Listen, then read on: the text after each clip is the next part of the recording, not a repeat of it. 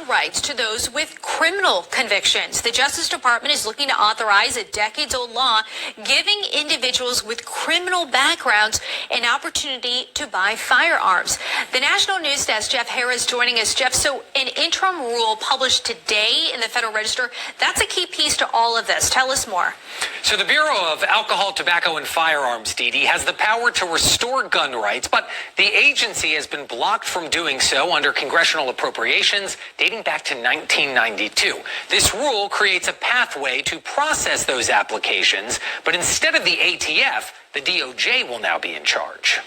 Pamela See, a legal expert, tells us the interim final rule follows an executive order from President Trump last month directing a review of the country's gun restrictions. The Second Amendment is one of the most important ones we have. Therefore, we need to have a way to reinstate persons' civil rights, which would include firearms. According to the DOJ, the rule would open an appropriate avenue to restore gun rights to criminals who have proven they're reformed. Yes, we want people to have their Second Amendment rights, but having a constitutional right is not limitless. The limitations likely to be put in place for those with violent and also dangerous backgrounds. Limiting it to those who are nonviolent, no domestic violence involved. Madeline Somerville, an attorney based out of Georgia, says, in addition to creating a pathway for people to own guns again, this rule will also clear up some existing restrictions and regulations. If there were any unnecessary roadblocks on the way to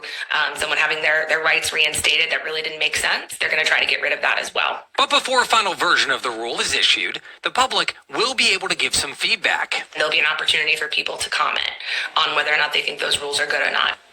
Now, groups advocating against gun violence are pushing back here. Everytown for Gun Safety issuing a statement saying that this move throws out decades of bipartisan precedent and is laying the groundwork to put guns back into the hands of violent criminals.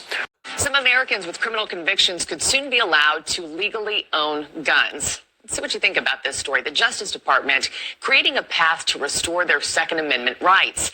News Nation's Brooke Schaefer is here with more on this. Brooke, some of these people have been in legal limbo for years, but critics of this plan say it's going to put weapons in the hands of abusers. Marky, pretty unsurprisingly, this move has people on both sides of the gun issue split. Gun rights groups are celebrating the interim rule this morning, with one saying that it would end the legal limbo for those seeking to restore the right to own a weapon.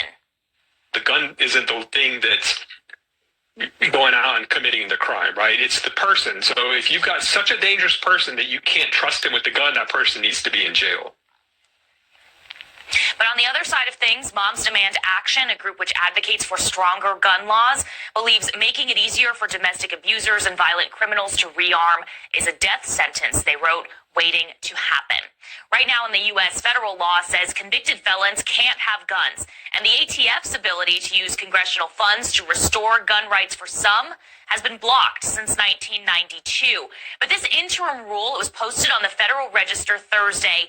It could create a process for people with criminal convictions to get their guns back. It would give that authority to the Attorney General and the Justice Department.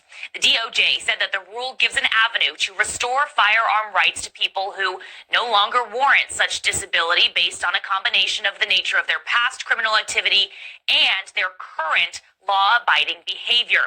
As some groups advocating against gun violence express deep concern with these changes, the DOJ noted that it would be screening people, and it supports laws that ensure violent and dangerous people don't get their guns back. Marky? Yeah, as with every firearm debate, this one is garnering polarizing reactions.